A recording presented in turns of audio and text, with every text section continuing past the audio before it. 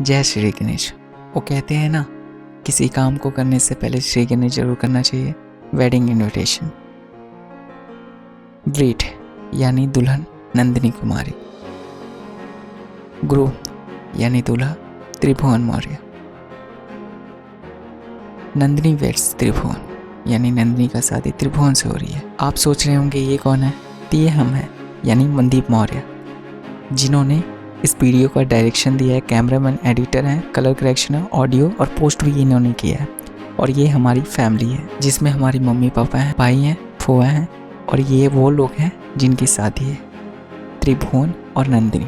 तो आइए स्वागत करते हैं शादी में। शादी में आइएगा जरूर। शादी यह एक शब्द नहीं, विश्वास है जो हर एक लड़का और लड़की में होना चाहिए। इसी विश्वास से इनका नींव रखा जाता है जीवन का, और जीवन भर ये साथ अपने सुख दुख सहते हैं।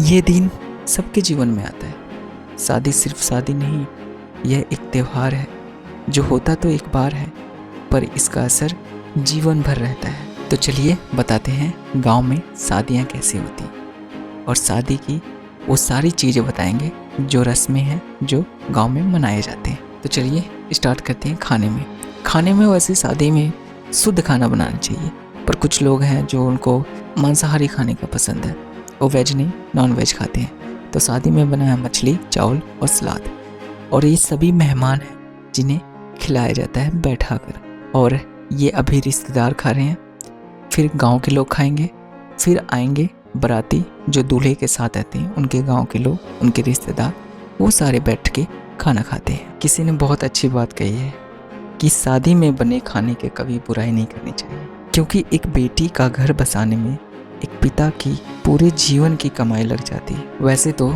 शादी को अलग अलग धर्मों में अलग अलग तरीक़ों से किया जाता है। हिंदू धर्म अलग तरीके से करता है, सिख धर्म अलग तरीके से करता है, ईसाई धर्म अलग तरीके से करता है, मुस्लिम धर्म अलग तरीके से करता है, जैन धर्म अलग तरीके से करता है। इसको सिर्फ भारत में नहीं बल्कि विश्व में भी अलग अलग तरीके से किया जाता है, पर सबका एक ही मतलब होता है, प्रेम।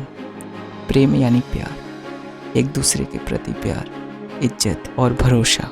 यही इंसान को और उनके जीवन को बेहतरीन बनाता है। और शादी से ही लड़का और लड़की माता पिता बनते हैं। माता और पिता को भगवान से तुलना करनी चाहिए, क्योंकि हम भगवान को नहीं देख सकते, लेकिन भगवान है, इसलिए उन्होंने माता पिता को बनाया है। इसी अच्छी बातों से हम आगे की बात करते हैं। तो सामने देख रहे हैं जो, इसको कहते हैं माड़ो, और माड़ो में है कलश, चावल, पूजा की थाली और चूल्हा भी रखा गया है, और यहाँ पे अच्छे से सजाया गया है। और ये चाची हैं जो सामान अच्छे से सजाई हुई हैं। इसी माड़ो में लड़की की शादी होगी। और ये है पंडाल, और यहाँ पे चेयर लगाया गया है और अच्छे से सजाया गया है, जहाँ पे सभी मेहमान अच्छे से बैठे हुए हैं। तो चलिए स्टेज की तरफ चलते हैं। स्टेज को अच्छे से सजाया गया है, अब मेहमानों को अच्छे से बैठने के लिए चेयर लगाए गए हैं। और यही है गेट जहाँ से मेहमान आएंगे। और पंडाल को एकदम अच्छे तरीके से सजा दिया गया है। और ये पोस्टर डीजे वाले भैया का, इन्होंने स्पेशली कहा था हमारे डीजे का वीडियो जरूर बनाइएगा। और ये है रंगोली। रंगोली को अच्छे से बनाया जाता है डिजाइन के साथ, और यहाँ पे कलश रखा जाता है, और ये सारा काम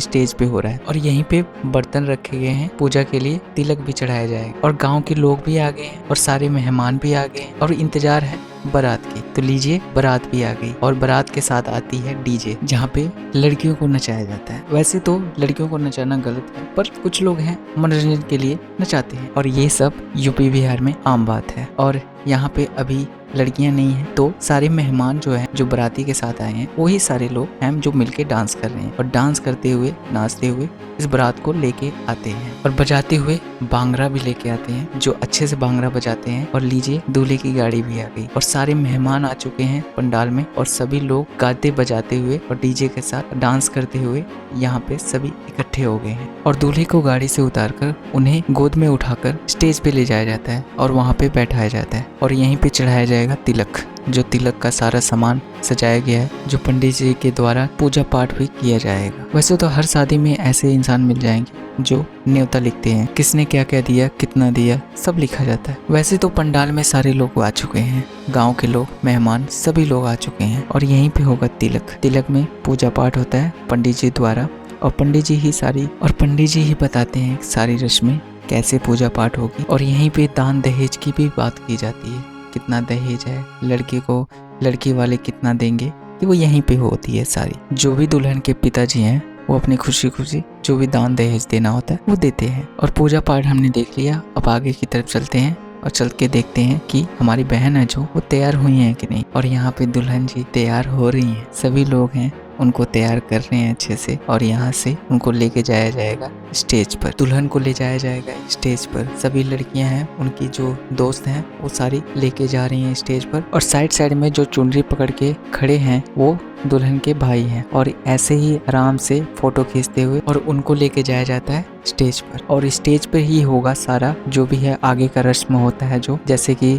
जयमाला होगा, रिंग सेरेमनी होगा, और दुल्हन है दूल्हे का आरती करेंगे और उन्हें स्वागत करेंगे कि आप मेरे जिंदगी में आए, आपका बहुत बहुत धन्यवाद। फिर दुल्हन है जो वो दूल्हे को मिठाई खिलाती है, फिर वो मिठाई खाते हैं। फिर दूल्हे हैं जो वो फिर दुल्हन को मिठाई खिलाते हैं और एक दूसरे का मुंह मीठा करके और एक दूसरे को वेलकम करते हैं एक नई जिंदगी के लिए। और शुभकामना करते हैं कि आगे की जो आपकी जिंदगी है वो खुशी खुशी बिता सके एक दूसरे के साथ। दुल्हन भी स्टेज पे आ चुकी हैं और दहेज के लिए कुछ बातें कहूंगा। किसी ने बहुत अच्छी बात कही है, जो पैसा मांगते हैं उन्हें भीख दीजिए, बेटी नहीं। जो सरकारी नौकरी मांगते हैं उन्हें भी नौकरी का फॉर्म दीजिए, बेटा नहीं। पूजा की थाली में कपूर को जलाया जाता है, फिर दूल्हे को टीका किया जाता है, फिर उसके बाद होती है आरती। आरती की जाती है, दूल्हे को दुल्हन करती है और वेलकम करती है अपनी जिंदगी में। फिर स्वागत करने के लिए दुल्हन दूल्हे के ऊपर फूल फेंकती है। फिर उसके बाद जो दूल्हा होते हैं वो दुल्हन को मिठाई खिलाते हैं और स्वागत करते हैं अपनी जिंदगी में। दुल्हन भी दूल्हे को मिठाई खिलाती हैं और स्वागत करती हैं अपनी जिंदगी में। वो एक दूसरे को अपनी जिंदगी में स्वागत करते हैं। फिर होता है जयमाला, और जयमाले में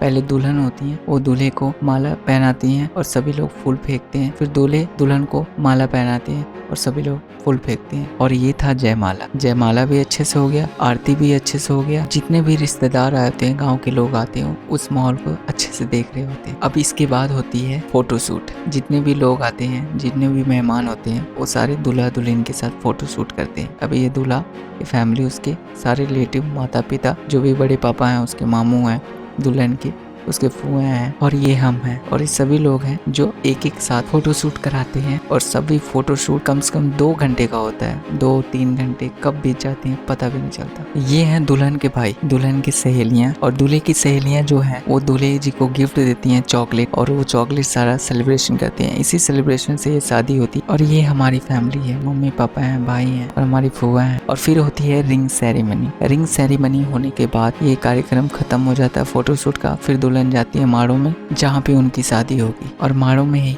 इमली घोटाने का रस्म होता है जो दुल्हन के मामा करते हैं। और इस रस्म को होते हुए चलिए गांव का लोकप्रिय गीत सुनाते हैं।